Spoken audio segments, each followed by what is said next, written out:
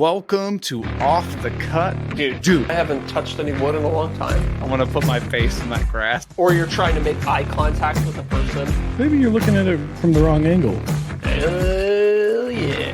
Hell yeah. I'm glad we got the explicit out of the way early. You've just cracked into episode 152 of Off the Cut podcast for Tuesday, February 18th, 2025. Now, guys, our good friend Jonathan Katz-Moses had, you might call it, a pretty romantic, pretty spicy Valentine's Day. But we can't talk about that here for legal reasons. But something we can talk about is his other romantic endeavor, KM Tools. That's a nice transition. I like that one. That was a good one. I have no idea what Jonathan did over the weekend, by the way. I'm sure it was very romantic. Hey, they got some new bourbon blades in, I saw. They got a massive stack of bourbon blades. Yeah. Mm-hmm. I did a sponsored video recently, and I snuck the bourbon blade in. I saw that. Did you? Yeah. I didn't want to say anything on the video for fear of upsetting your sponsor there. No, I don't think they'd care. Well, I don't know how much I can say about this, but Bourbon Blade related news. All I'll say is if you like the Bourbon Blade, just wait. Got some insider information, but I don't want to. Don't want to be that guy, right? If we're not ready to speak about it. Yeah. You don't want to breach the NDA that Jonathan made you sign or something. Right. But anyway, you can go over to kmtools.com, pick up all kinds of amazing stuff because everything over there is for woodworkers by woodworkers, which, Zach, what does that mean?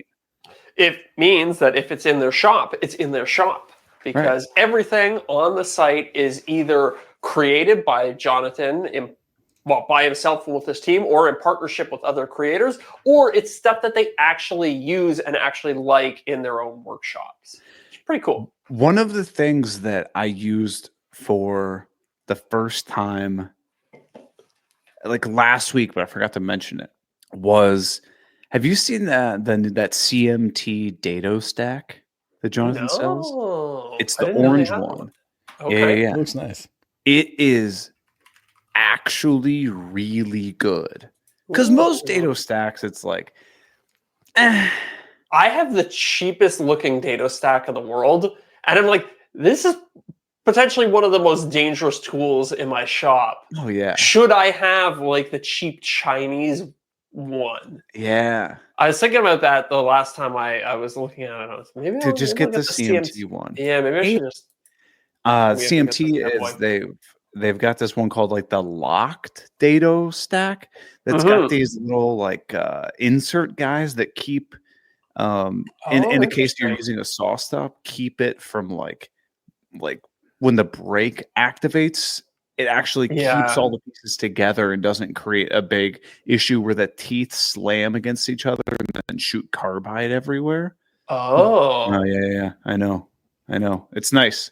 But anyway, you can pick up all kinds of sweet tools over at kmtools.com. And the best part about it, a portion of all their sales go directly towards the Katz-Moses Woodworkers with Disabilities Fund, which puts tools and resources into the hands of folks who need it most.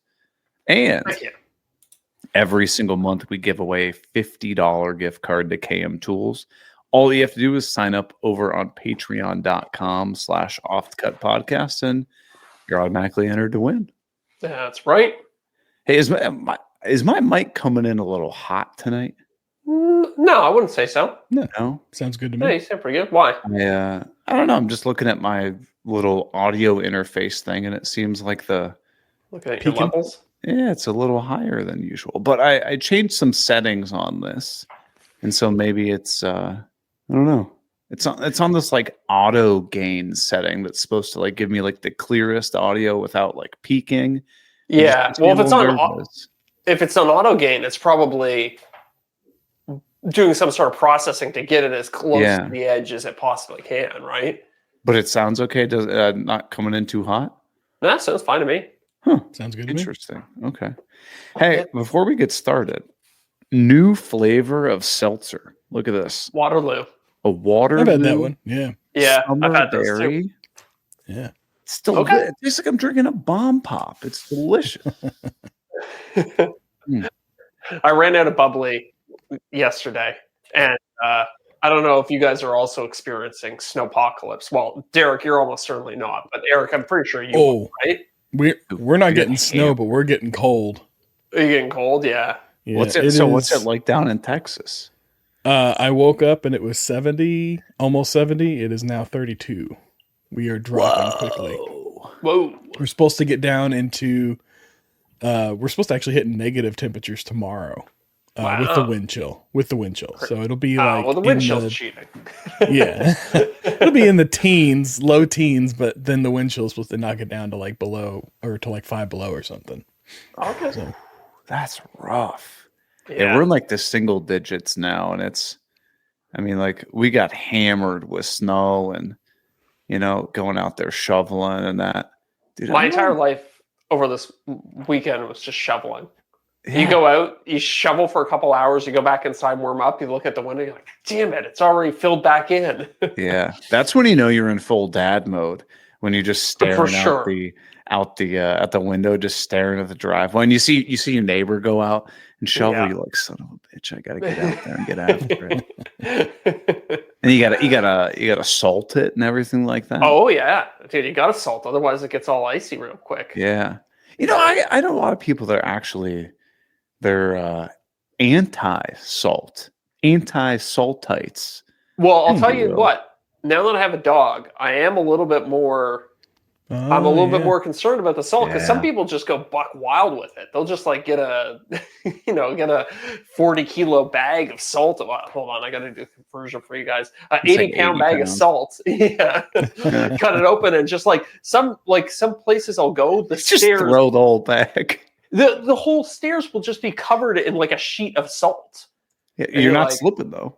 You're not slipping, it's true. And I do blame the lawyers for that. That's like all these ambulance chaser lawyers and stuff like that force people into doing stuff like that. But yeah, it's not good for the dog's paws.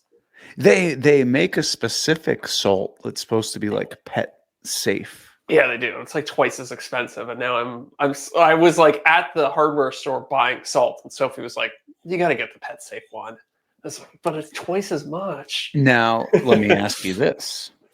Being an educated consumer, as the three of us, pride ourselves in over researching things that are meaningless. Yes. Did you then go home and take the time to research why this salt, what the new chemical makeup was better for pets?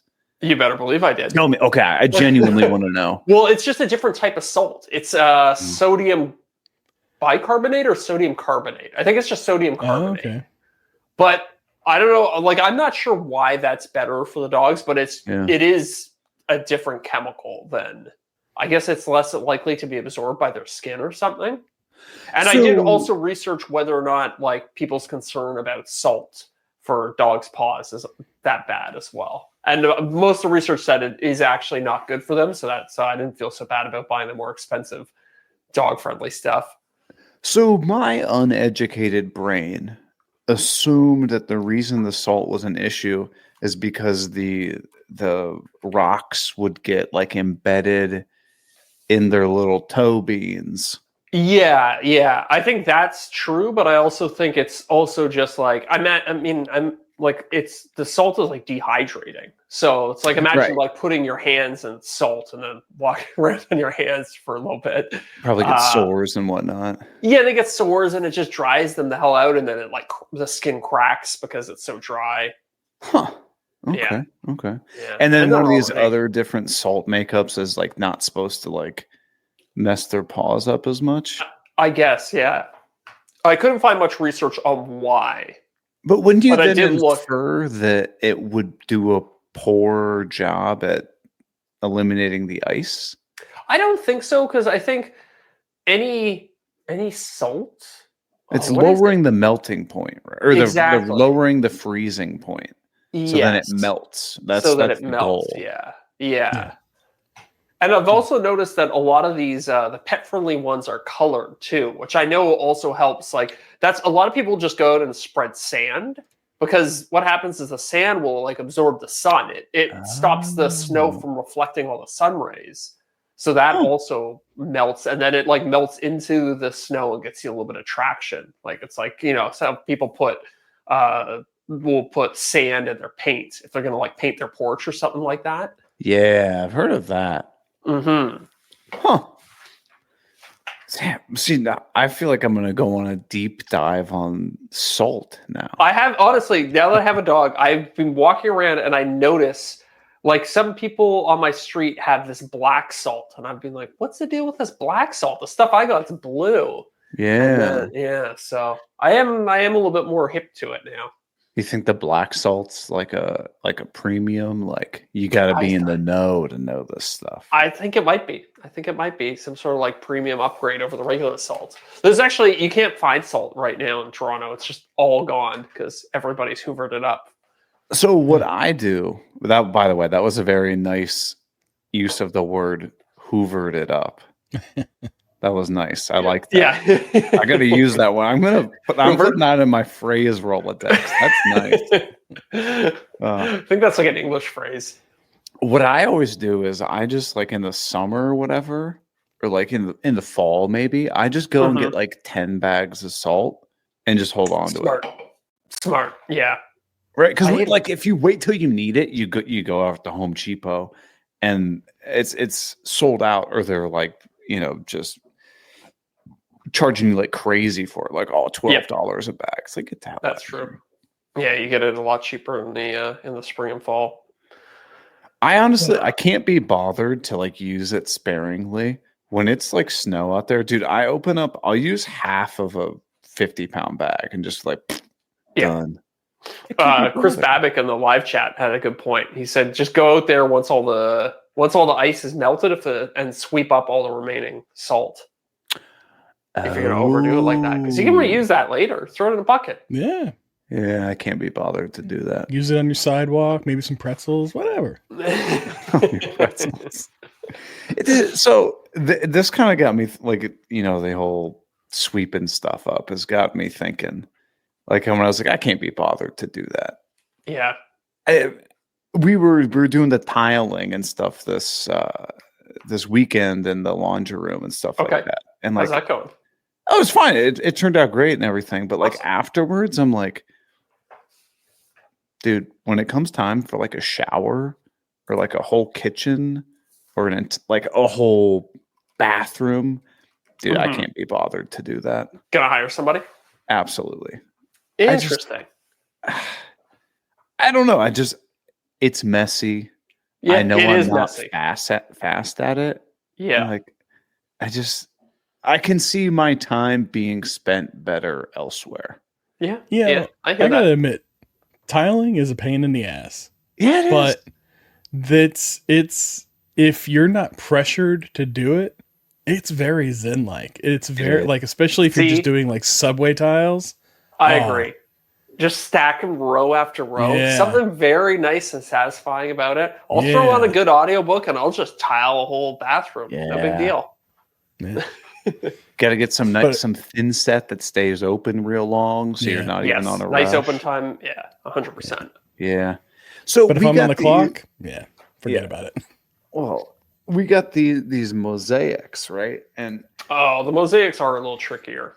So on the floor?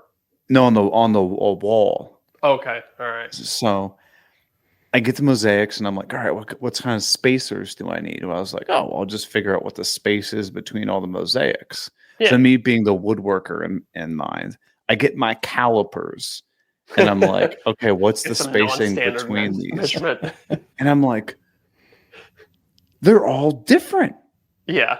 And I'm like, isn't that the whole point of the mosaic sheet? I've found in my travels that the quality control at the mosaic factory is not always the best. Sometimes there is wild variance from sheet to sheet. Yeah. You just kind of eyeball it. It's like 16th will do you most of the time.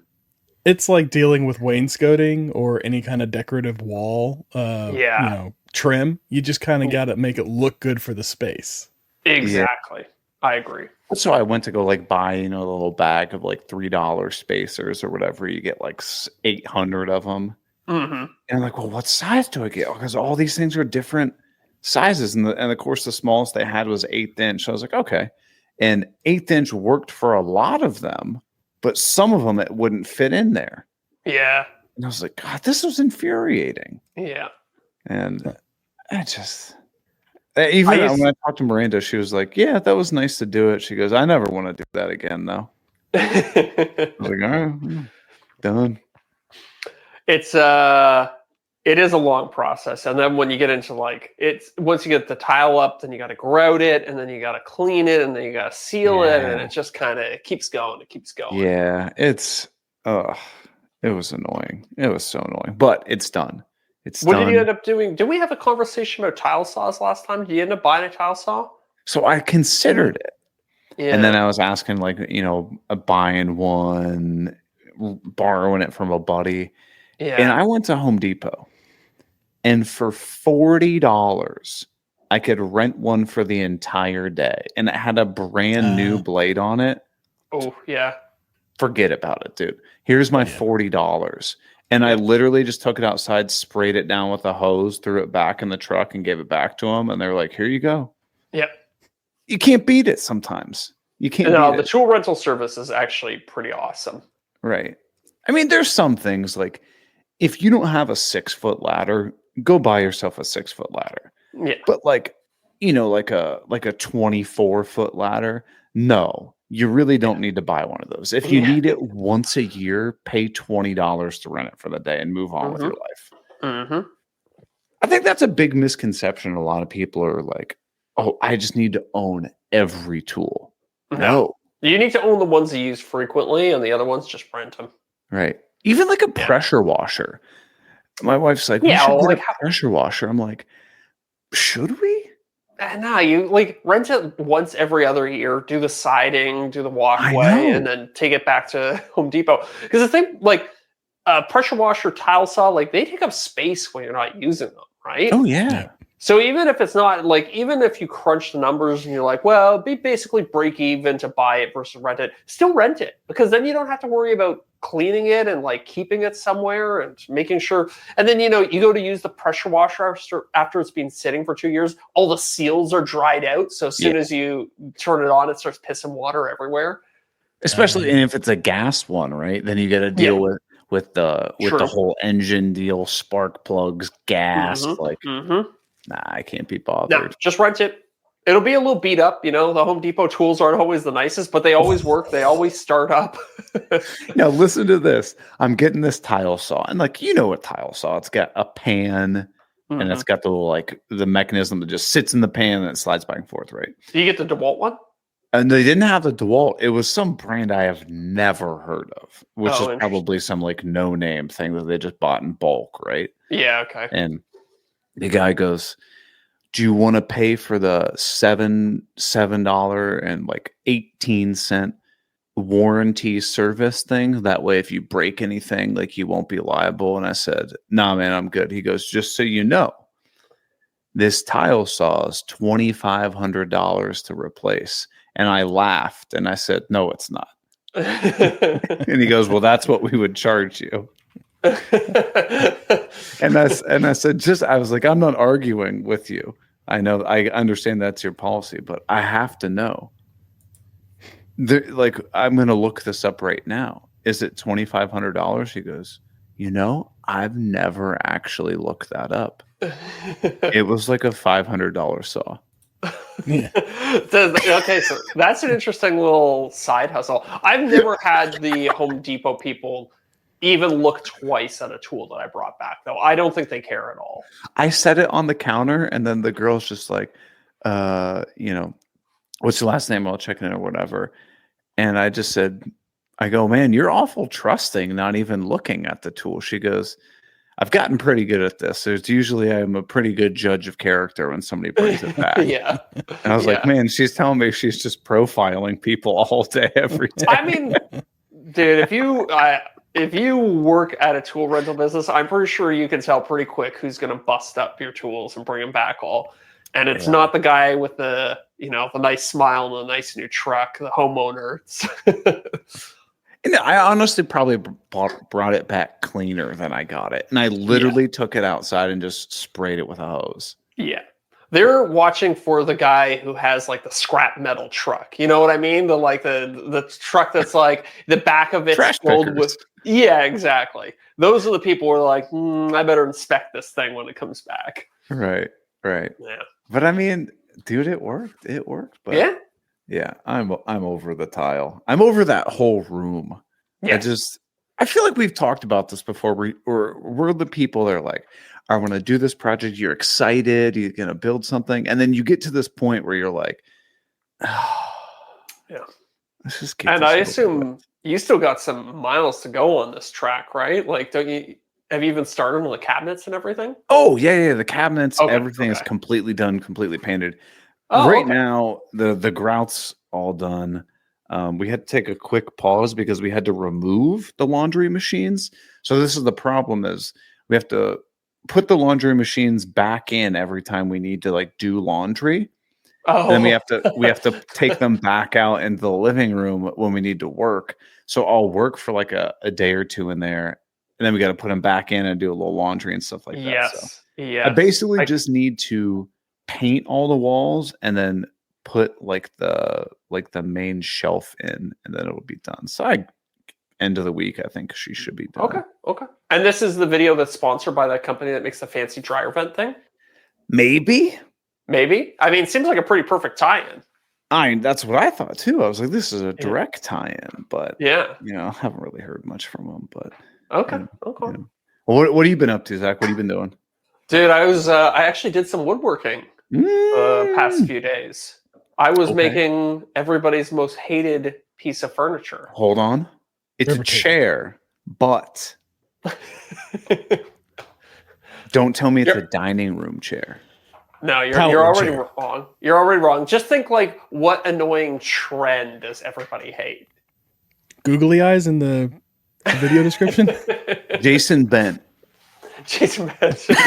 No, guys, come on. Oh, God, you're killing me here. I was making a river table, an epoxy river table. A river table chair? No, that would be truly diabolical. All right, so tell me more about this river table. It's for this brand that I'm working with. They wanted one made for their like corporate head office. Okay. So I was like, I'm already doing like this. No, I was like, that's what I was thinking too. They came to me with like a concept image, and they were like, "Hey, we want something like this for our office." I was like, "Okay, yeah, cool." So I'm building the top, and then another creator is welding up like a custom set of legs for it. So instead of blue epoxy, it's orange epoxy because that's kind of their brand color. Walnut? No, I went with acacia. It's very similar to the untrained eye. You might be like, "Oh, I'm looking at walnut." I gotta look this up. Significantly cheaper. All the acacia I've seen around here, it's like it has such varying tones, but that's why people pick it. Yeah, it does actually have nice tones. And I ended up looking, it's pretty hard on the Jenga hardness scale too. So I was like, actually, it is a pretty good match for it. And the Lowe's near me was selling pre-cut live edge pieces. Really?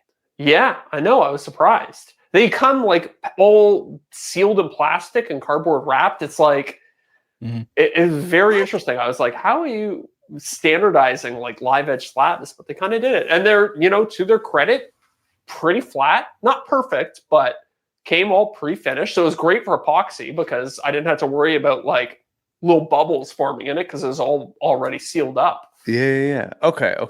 So and they're dry as ever too. Exactly. Yeah. So tell me more about your whole process. Like, walk me through the process with this, because you don't have a 4x8 CNC. You don't have a wide belt sander. Like, how did you go and make such a large table in your shop? Well, it's not actually that large. So the finished table is only 4 foot by 3 foot. Oh, I was thinking it Yeah. was like a conference table that was like No, 8 no, to no, 10 no, no. feet It's long. like for their like lobby area. It's like they have like a couch and they're going to put it there. Sorry, I should be more clear about that. Okay. Yeah, so pretty standard. I mean, I did still like it was. It was like I did all the engraving. I put like their logos in it. So I did those first. I did the CNC carving on that. I did a separate epoxy cast to, like I did black epoxy and all the lettering. Right. And then I sealed the wood again with a couple coats of like a polyurethane. Right. And I built like your classic box with red packing tape on it. And then I cast it and I did it in my drum sander. My drum sander is 19 inches wide with the one side open, so I was able to do it. Took quite a few passes today. I was a little burned out from flipping the thing over constantly. I But bet. It gets heavy. it's it's probably like 50, 60 pounds or something like that. So Right. that was a good little workout. It doesn't seem horribly heavy, but when you have such a large thing that kind of cantilevers itself out, like you're working to move that thing. I mean, and also like you're taking off like a 64th at a time on half of it. Oh yeah. So you run it through, you pick it up, you flip it over your head, and you carry it back to the other side, put it back through, and you're like rinse and repeat that. I don't know, probably like 100 times at least. Huh. But all in all, went fairly well. Yeah, it went pretty well. I was worried. There was a couple little things where I was like, I might have screwed myself here, but it actually all came together. So it was nice. I had a bunch of epoxy in the shop that was Eco epoxies. That's what I was going to ask what you used. Yeah, I used their flow cast, which is like their deep casting stuff. 1.5-inch slab, not a single bubble on it. I love that stuff. Nice. I will highly recommend that to anybody who's looking to do a casting job like that. But here's the thing. If you don't perfectly seal the containers, it starts to yellow. Yeah. Even when it's not in the sun or anything like that. Like I had it stored in like a place where no sun could get to it, and it still starts yellow. But because this company wanted an orange one, I was like, oh, perfect. I have this like pre-orange epoxy that I can use for this project. I know there really nicely in that there is a shelf life on the epoxy too. I don't know if it has a chemical issue or if it's just a visual. Yeah, because I have heard of people running into issues with epoxy being too old. Interesting, because the stuff I have, it says it may yellow over time, but the yellowing doesn't affect the strength of it at all. Like you don't have to be concerned about it. Like they make sure to like spell that out on the bottle, which is interesting. Now, what's the cure time on that flow cast stuff? Because for people who don't know, the thinner the epoxy, the longer it takes. Like I think the Total Boat stuff, in my experience, will take like over a week to cure. Yeah, they said it says 72 hours on it, but that's BS. It was more like maybe than that. demold time. Yeah, exactly. So I cast it last Wednesday or Thursday, and then I did I demolded it and sanded it today. So I gave it a good 96, maybe even 120 hours. Yeah. And it was still a little soft. Yeah. Like I was cutting off all the sides with the track saw, and you have those like little thin strips of it, and it was quite wobbly. A little gummy. Yeah, or it like gums up your blades. I've noticed that. Yeah. Sometimes it was starting to gum up my drum sander a little bit. I had to. The pro tip, by the way, if you're sanding an epoxy table, don't try and take too much all at once, because the sander head will heat up, and then it'll melt the epoxy, and it gets really gummy, and it just creates a mess. If you kind of spread it out and just like do it a little bit, and then wait 5 minutes, maybe even go over it with like a cold cloth or something like that. You can keep it nice and solid. Look at us giving woodworking tips. I know, it's crazy, right? It's crazy. This is uncomfortable. Yeah. So did this brand reach out to you just to build this table, or are you doing other stuff for them? No, so it was actually kind of nice. So I agreed to do. So I did a campaign with them in the fall going into the winter, and then they renewed for some more posts. And So I was already going to make a video for them, and they're very easy brand to work with. So they're always like, just do whatever you want to do. Like we're cool with it. Sure. But then they were like, we want this table. So I was like, well, can I make my video about making this table? And they're like, oh yeah, that's a great idea. So it's kind of like two birds, one stone. Yeah. Yeah. Now, did they pay you additional money for said table? Of course. Nice. I was just making sure. I was making Yeah. sure. Yeah. No, this is funny because we both got into something recently that by and large we were like, oh yeah, I'm not doing that, is commission stuff. Right. Yeah. True. Because, Yeah. dude, I got into a commission project yesterday, which is something that I'm like, I'm not doing this, right? Yeah. So tell me more. I get an email, I think on Sunday morning or something like that. And it's, I don't know, I think his name's Dave, if I remember correctly. And Dave's like, hey, I saw your video, on these like CrossFit boxes that you had made. This is like probably one of my first like 4 YouTube videos, right? I don't even think I've seen that one. Oh, Right? it's rough. And Boxes. yeah, so they're these like wooden boxes that people like jump up on and like I know do the ones. CrossFit stuff on or whatever. He goes, I saw the video on your YouTube channel, and I work for this. We're not under NDA, so it's a fitness brand called Met RX, which makes like protein bars and protein powders and supplements and like a bunch of like fitness whatever. And he goes, I really want some of these for an event coming up at the end of February. It's the Arnold Fitness Expo. It's like a really big fitness convention thing. He goes, do you think you could have them? Like, how much would it cost? And do you think you could have them to me by the 26th? I was like, that's tight, right?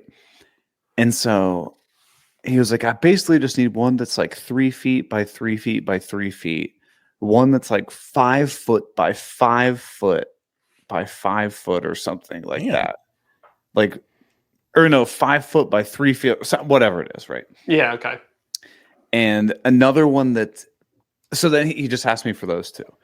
And I'm getting this email and I'm like, I do not want to do this. Mm-hmm. Like, I'm not going to get any content out of it because I'm literally just like making boxes, right? Yeah. And so, I mean, I'll be honest with you guys. I told him, I was like, I'll do it for $2,200, which is like, I'm basically assuming this is like the F off, like go away price, right? I mean, that's not like insane.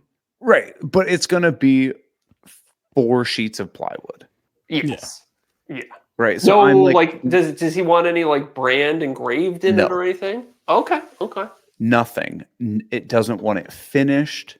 Doesn't even want it assembled. Just wants it like basically it to be like flat pack so that he can assemble it when on site. He's gonna come pick it up. Like he's like, we're just gonna load all the pieces into my truck and then like you're done. Yeah. And so I was like, all right, I'll do $2,200. I'll do it. Yeah. And then I get an email from him like 15 minutes later. He goes, fantastic, let's do it. And I'm like, okay. And then he goes, and I just thought of, we also need one that's like like a counter. So it's going to be 8 feet long, 36 inches tall, and like, 36 inches deep or something like that. Could you do that one too? It's a few more sheets of plywood there. Right. Just and double so the price. Yeah. That's what I did. And he goes, great. Yeah. And I'm like, I feel bad. But okay, I understand because I feel the same. I would feel the same way. But I think what you have to understand is that this guy just wants this problem to go away. I know. You know what I mean? He's spending his company's money or whatever, right? Yeah. He's in market. He has very little concern for how much it costs, and he's got maximum concern for just getting it off his plate. Right. Mm-hmm. Right. And I think it was kind of the same thing with this, like this table that I can't remember what I said. I think I told him like $3,500 to make the tabletop. And knowing that I already had a lot of the ingredients for it yeah. in inventory. So I was like, oh, that's pretty good. I can like burn up some old inventory. And it's like, they would rather just have one phone call with me and be like, here's what we want. It's done. They know it's going to get done on time. And then they'll just bill it to the client or like the head office or whatever. Whereas otherwise, they have to find somebody who can do custom woodworking. They have to have like a million meetings. They have to vet them. They have to make sure it's good. It's like, or they could just talk to one guy and then it's just off their plate. It's not their. These are the dream clients that you want to have. It's like somebody who just wants to spend somebody else's money and get the job done quick. I know. And afterwards, I was like, yeah, like I threw some fusion renderings together just so I could make a little contract that's like, here are the dimensions. Yeah. Like it's made out of plywood, no finish, like, you know, this stuff. And he's like signed it, everything. He goes, you know, we're trying to get back as a company to like doing more shows and like what he referred to as installations for shows, which is like what this was. He goes, if this goes well, he goes, we'll definitely be in contact for like future stuff. And I'm like, okay, man. Keep driving that price up. So I'm almost completely done with it. I always obviously had to go through and like still like pre-drill where everything's going to go so that he doesn't need clamps and all this kind of stuff. Where you can basically just get them roughly in there, throw a screw through, and then like pull it together. So I effectively have to build it, and I'm just going to take it apart. Yeah. I spent 3 hours yesterday cutting plywood, 2 hours this morning, like putting it. I have almost the entire thing together. I think all in, I will have under 8 hours in on this project. Yeah. Wow. How does it feel being able to take on something this big finally with your, you know, True. your shop? Dude. You might have had to, in the old place, you might have had to say no. It's like, I don't have enough room for that. I know. Well, it's so nice because I basically stacked all the sheets up on one of those like little centipede dealios. Yeah. And then I was like, okay, first sheet ready to cut. I just threw like some foam underneath it, whipped around the track saw, and then could just like do whatever other cuts I needed to on the table saw, set those pieces off to the side, and just continue that over and over again. I was like, this is so nice to have just an additional work surface or like a space. It makes a huge difference. Oh my God. Yeah. But look, the house is already paying for itself. I know. Yeah. I know. And with the content and the and the cabinet making. I know. Box making. It made me kind of think of like when you were talking about this is the guy that just wants the problem to go away. It's the perfect example of like, this guy just can't be bothered with having to go try to do this himself. So he's going to pay somebody else to do it. The problem's going away. Exactly. And also finding somebody to build boxes, you can't just go on Google and search that, right? Like what would you even search to like CrossFit box maker? Right. And you're not going to go to like a CrossFit company. They're going to be like, yeah, we don't do custom sizes. Yes. Right. You can call a cabinet shop and they probably be like, no, we don't do we can't, like, we're not going to guarantee that somebody can jump on this box and it'll still be safe. We make kitchen cabinets here. Right. So it's never underestimate your own value to somebody else. I know. And that made me, I was talking to Miranda and she was like, you probably should have charged them more if he didn't even like hesitate. And I was like, you better believe next time I will though. Right. Yeah. Like, yeah. I don't know. It's interesting that like you and I both had said like, yeah, by and large, like I'm not doing commission stuff. Yeah. Well, you do see it like, you know, a lot of content creators like Cam from Blacktail does to some degree, looks like he uses his channel as a way to like feed clients. Yeah. It is like a funnel for him. But he goes with these really high dollar value projects. Yeah. Right. So, I mean, you know, I think we've both kind of poo-pooed in the past, like content creation is not a great lead generator for like a standard, you know what I mean? Like if you were just trying to like make wood furniture, like normal, I don't know, like normal high-end furniture, I'm not sure that like it would take a lot of work for that. I don't know. What am I trying to say here? To truly have it work for you, you have to be operating at a pretty high level. Like it would be you're not going to get a significant number of leads for your woodworking business if you only have like 10,000 subscribers or something like that. Yeah. Nobody's going on YouTube looking for their next furniture maker. Yes, yeah. But once you start to get into, hundreds of thousands of views, then you can start, it's like you might find somebody in that 100,000 people who watched your video who are willing to pay $5,000 for some boxes or right. Yeah. So it can work, and I know we've poo-pooed it in the past, but I think you also do need like a certain level of scale before it's viable. Yeah. And you also have to know, like, okay, let's say you and I were in the cutting board business, right? Yeah. Unless you're making really wild, crazy cutting boards, like if you're just whipping out just like some straight cutting boards all day, every day, and that's what every single YouTube video is about, like, yeah, I don't know how successful that's going to be, right? Yeah. I don't know. You have to have some interest level into what you're building in the business as well, I think. Yeah. I think that's definitely true. But I don't know. So maybe this is the turn of the new leaf. Eric now only does commission work for athletic conventions. But you're not making content out of it, right? Yeah. No. So how would I? I don't know this one, but I think like you could potentially get a client that comes to you with an interesting enough project that could be for sure content worthy. Yep. But yeah, I've definitely seen Keith do that sometimes. Yeah. I mean, you could go for rage bait. You could rage bait people and be like, this box, and somebody paid me $2,500. Yeah, somebody paid me $400 an hour to make this or something like that. And then I guess the video would just be a story about like how to price stuff for clients, but it would definitely come off as like very like arrogant and self-serving, I think, for that sort of narrative. Yeah. It wouldn't fit with your channel for sure. No.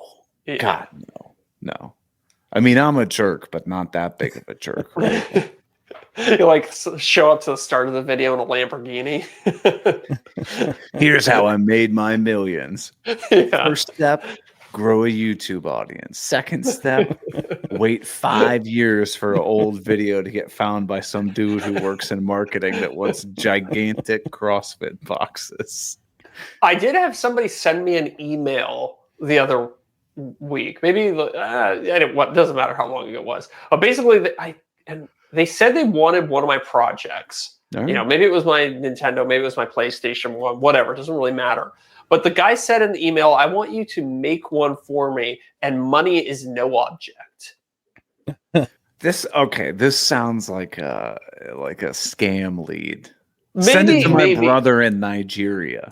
Yeah, that's true. I didn't actually consider that. I just assumed that they were saying like money's no object, but they were like reasonably expecting it to be like $400 or something like that. I don't even think I responded to it, to be honest. But I did consider briefly being like, okay, like $10,000 and I'll do it or something like that. Have you considered selling off your old consoles with the caveat of that you're going to remove all of the game ROMs? Yeah, I have. I don't know. You don't want to offer tech support, though. I don't want to offer tech support. It's not really worth it. You know what I mean? Like, sure, I'd get, like, I don't know, I'd sell them for $400 or $500 or something like that. And it's like, but then I don't know. It's just the juice isn't worth the squeeze, I guess. Right. Now, if one of your buddies, like when in town, was like, "Hey Zach, can I have that?" You'd be like, "Yeah, dude, take it." Yeah, obviously. Please. I'd be like, "Yeah, please help me out here." Yeah, I'm drowning in these things. I'll pay you. Yeah. One of my friends expressed interest in it. 100%. Like, here you go, take it. But if some stranger on the internet wanted me to, like, I don't know, pack it up and ship it to them, and then it's also like, is it perfect enough to be sold? Because we both do the thing where it's like it's good enough for YouTube. Oh yeah. Where it's like, okay, there's like a chip on this side, so I won't. I'll shoot around that. Zach, don't tell anybody our secrets. Yeah. Right. But like, if somebody was like, I want to buy something from you, I feel obligated to be like, okay, I'm sure, but this side of it's kind of crappy over here. Or, like this thing, sometimes it gets stuck and you have to wiggle it a little bit. Like, oh, yeah. So it's like all those little things. It's, yeah. You're not operating in a mass production scale where you figure out every single production issue. Like you made it one off and you're like, that's good enough for the video. 100%. Yeah. And it's like sometimes, things are a little janky. Something like fell off. It's like, damn it. I was just about to shoot the outro. Like, okay, I'll just like hot glue it back on or something like that. You know what I mean? So. Because that doesn't inherently ruin the whole video or the narrative that you were talking about. We're still getting the concept of everything that you were talking about, and that you got a little scratch here that our corners dinged. Like you're not going to redo it. It doesn't change the outcome of the video. Yeah. It might change how I like do the narration or something like that. Like I might say, like you want to use a little extra glue on this part because sometimes they like to fall off or something like that. Oh yeah. But I feel like the viewers, even if you did like say something like, "Oh, I dented this corner" or whatever, like I don't care. Yeah, I was there just to watch how you made this thing as a whole. Like the fact I think there's like, Sometimes there is like an interesting arc, but sometimes it's like, hey, just don't drop the thing after you're done with it, right? It's like that's not really an interesting arc. Nobody's like, I don't know. No. Yeah. You know what pisses me off? Speaking of dropping things, I haven't used just the absolute dog shit. Oh, there's the explicit. There's explicit. I said piss earlier too. So. I haven't used just the awful Home Depot plywood in a long time.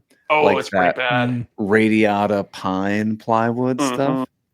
I kid you not. I dropped it on its corner, and it delaminated in like 4 spots. It like really the plywood just went, and I was like, okay.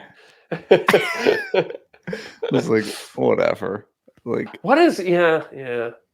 It's like it's held together with like dental floss or something. Are we just spoiled by Baltic birch and like cabinet grade plywoods? I guess. I mean, some of that like. Some of that rough ply. Like, the rough plywood is so bad. I know. Sometimes there'll just be big humps in it, or like missing sections of the veneer. Big voids. Yeah, big voids. If I go, like, I totally get it. If it's like $400 a sheet, no, I'm not buying that. But if you tell me the cheap stuff is $50 and a nice piece is $70, $75, all day, give me the nice stuff. Yeah. It's so much more pleasant to work with. Yeah, definitely. I mean, you'd go in, especially if you're, screwing something together. If you're screwing into that, or like the core, and it just blows apart on you. Yeah, terrible. Yeah. I came up with a new tool idea that I wanna hit you guys with. Okay. All right. So we've all seen edge guides on routers, right? So like you put it on a router, gets you like an even dado, or it's always 3/4 of an inch from the edge or whatever like that, right? We've seen that with circular saws, tons of other tools. Where we haven't seen it is with a drill. And hear me out. Right into the center, right? Yes. Yeah. So the reason I bring this up is like you're building cabinets or boxes or whatever, and you got I like it. A butt joint. Do you ever do that thing where you're like, maybe I should? Did we lost Deric? Yeah. He'll be back in a second. No. Did I lose you guys? Just gonna sit there. Yeah, you lost us for a minute. You're back now, though. Oh. What did I say? 3/8 of an inch? No, we didn't even get to 3/8 of an inch. Yeah. Okay. So when you're doing like butt joints on cabinets, there we go. You got like, you're like, okay, do I measure in 3/8 of an inch and like put a line all the way down? That way I know when I'm pre-drilling or firing in screws, I'm going to be like right in the middle. Or do I just kind of wing it and just, this would be about right? If you're me, you wing it every single time. And you often end up with some blowout. And then you're just like, oh, I'm going to pull that screw out. Not using that one.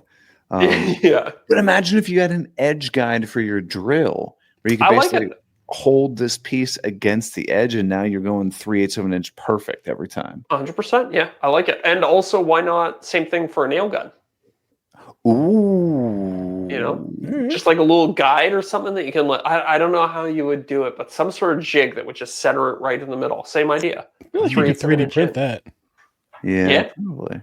Oh yeah, like those little tips. Sometimes they have the nail guns will have like little interchangeable tips. Yeah. Yeah, there we go. If you just have one that like spaced at 3/8 of an inch. All right. On the edge. We got a business here, the three of us. Yeah. I think the name of the business, Just the Tip. Just the Tip LLC. Yeah. We got the big tip, the little tip, the tip she told you not to worry about. That one's for 3/4 ply. No, that one's for 1 inch thick MDF. Okay. She told you not to worry about.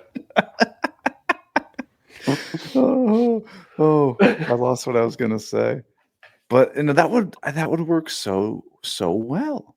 I can almost imagine how the jig would look. Yeah. I think we're onto something. You know, the one thing, no matter how many times I look it up, I can still never get right is when you use a brad nail. I always forget which angle you're supposed to rotate the gun. Yeah. Is it you want the gun like where it's hanging off the edge, or do you want it parallel with the edge? I think you want it perpendicular with the edge, so it's hanging over. I think. Yeah. Because if your nail gun is pointing straight up and down and you fire a nail, that nail is now coming out and it has a chance to go left or right. Right. So you want that left or right movement to go with the long side of your plywood or whatever it is that you're going. Okay. Yeah. So you just have to remember that the nail gun wants to spray left or right. Yeah, well, the nails themselves, the brads themselves. So you really got to think about, because I think it's the same on most of them, but it's all about how your brads are aligned with how they're coming out. So they tend to be flat on the stack. So if they're stacked up, they tend to be flat across the side to side movement there. And so, you want them to go side to side with that. Because they tend to bend on the flat plane. Yeah. Because they'll hit something else in that plywood, like a knot or a hard spot or something like that, and then they'll want to deflect one way or the other. Yeah. They don't often go in just dead nut straight. Yeah. Oh, I think we all know that, because I don't know about you guys, but we've all done the thing where you're like, I don't need a clamp. I'll just hold it with my fingers. You shoot the nail gun and you end up just absolutely blasting yourself in the finger with a nail gun. Done that one before. I did that with a framing nailer. And I ended up, it didn't penetrate that far, but I did end up with a framing nail in my hand. It only went in like 1/2 inch, maybe 1/4 of an inch. I just pulled it out right away and immediately like wrapped something around it. But it's all it takes. I got one to beat that. Do you guys know Stevie, Built by Stevie? No, I don't think so. Sounds familiar. Anyway, I was with her last week at this festival event. Yeah, I wanted to ask you about that. Yeah, I'll talk about the after show. Hold on. Okay. Festival. Actually, anyway, so I was talking to Stevie. We were in a group of several folks just talking about like injuries and stuff like that, and she was just kind of like nodding her head and just like, oh yeah, wow, that's crazy. And then eventually she was like, all right, I got one for you guys. So she has like some employees and stuff like that. And she goes, I was teaching somebody how to use the track saw and everything was going well. And so she said that she was live streaming this person making cuts on the track saw or whatever. Okay. And we've all used a track saw before. You put it on the edge, you make a cut, and then like the little like your offcut or whatever, if it's cantilevered over the edge, just falls to the ground, whatever. Mm-hmm. She goes, this person was making the cut, everything was going well. And then she noticed right when the cut was about to end that the offcut was like dropping a little bit, right? Remember, she's live streaming this. Yeah. The person making the cut then reaches underneath to grab the offcut. Okay. Doesn't seem like, it seems like I get why one would want to do that, right? Yeah.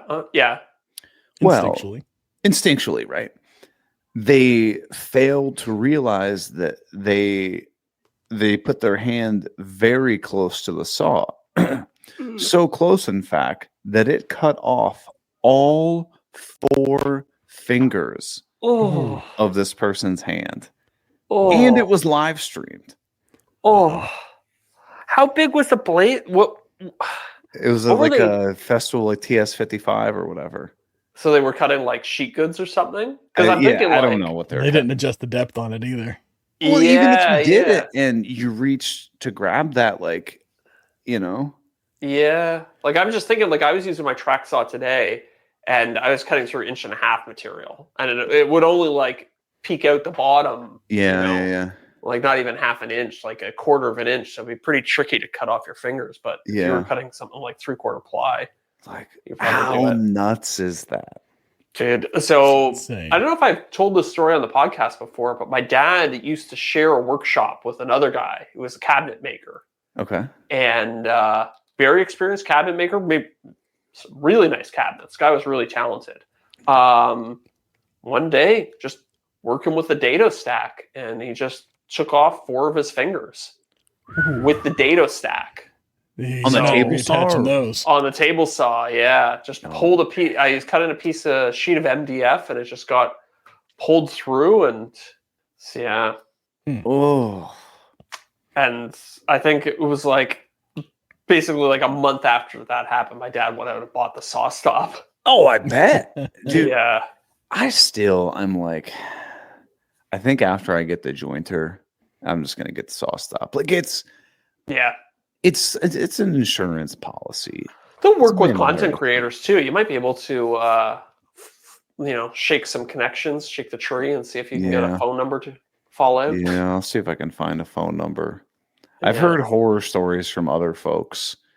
And by horror stories, I mean I think we've talked about the story before where it's like somebody's like, "Oh, you bought the saw? Never mind." Right.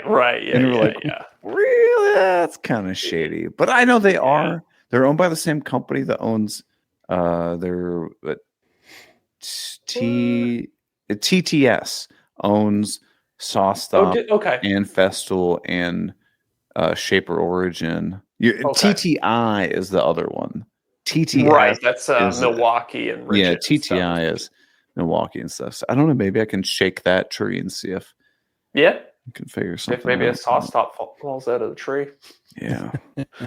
It's just like, I still think about it. I'm using the table saw all the time, and I look down at the blade and I'm like, I know what I'm doing. I'm extremely confident and competent at the table saw. Yeah. And that's the problem. Yeah. It's that confidence, right? You need to always be afraid of it. Like, for me, the router table, every time I turn that on, I'm like, okay, am I going in the right direction? Oh my God, the blade's sticking out. Okay, this is a little weird. Table saw, I'm just like, I'll turn it on with my foot and have like a board above my head, and like, it starts to pinch the blade, and you're like, oh, I'm almost done. Just jam it through. Yeah. I've still never experienced kickback on a table saw. I have things that I've done intentionally, and what I mean by that is, like, instead of putting like a dado blade on, I'll like make one cut with a panel vertically and then flip it to 90. Yeah. And then you have that little piece cut. Yeah. You stand to the side. Yeah, I've definitely had that happen. But I've never been ripping a piece and then have it, bind up and shoot back on me or anything like that. No. Well, it's because you're a sensible human and you use the riving knife. Well, sometimes. Sometimes. Most of the time. 60% of the time.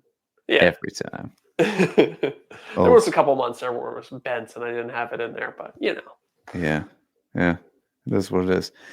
Well, I think we got to head over to the after show. I think so too. Yeah. I've got some interesting news to share about the festival event. Ooh. Yeah. Some big news. Secret news. Well, let me just say this. There was a room at the festival event called the Secret Room that you were not allowed to go in and take any pictures. And you had no videos, no pictures. And they were only letting in like 3 people at a time because they wanted to be unbelievably careful that no one was taking any pictures. Really? They had more employees in that room than they did people.